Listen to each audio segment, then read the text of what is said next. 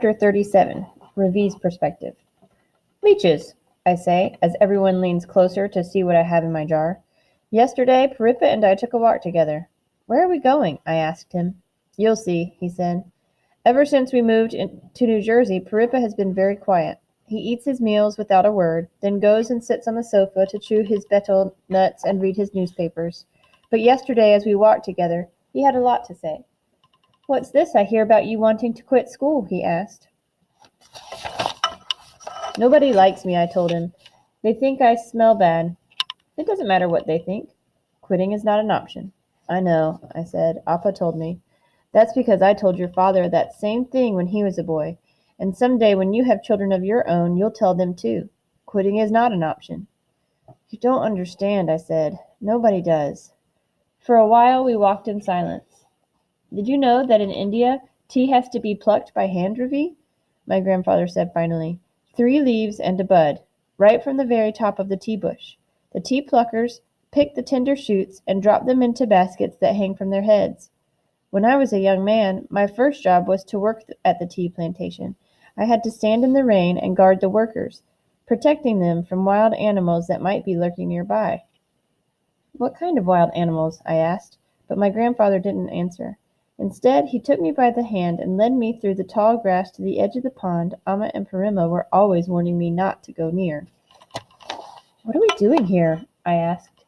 Again, my grandfather didn't answer. He bent his knees and crouched down, careful not to let his veshti touch the muddy ground.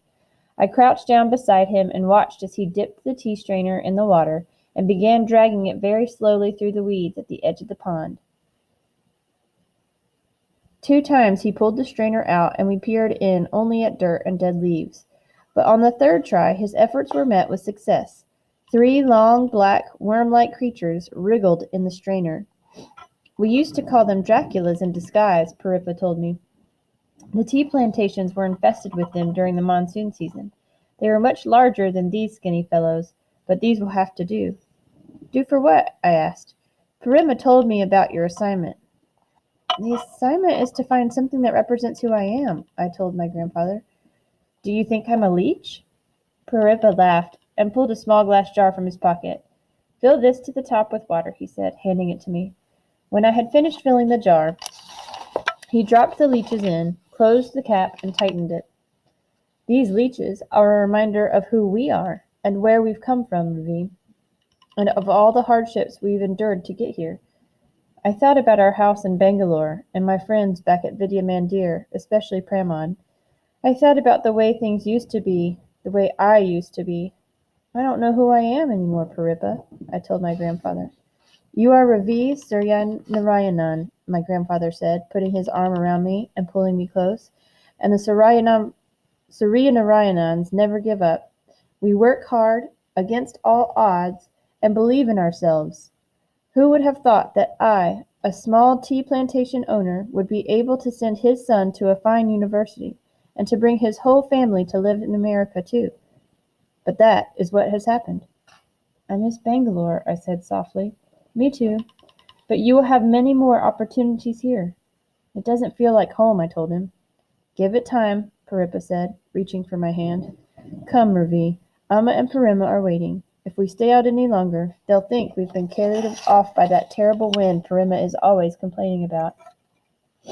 Everyone in room 506 is still crowded around my desk, trying to get a good look at the leeches. The time is right, so I open my pencil box and take out the blue candy, the one Miss Frost gave me in the resource room 2 days ago. I put it in my desk and forgot all about it until this morning. Now this little blue candy is about to play the starring role in my big plan. I look around to make sure no one is watching. Then I place the candy and the glass dish on Bigfoot's desk.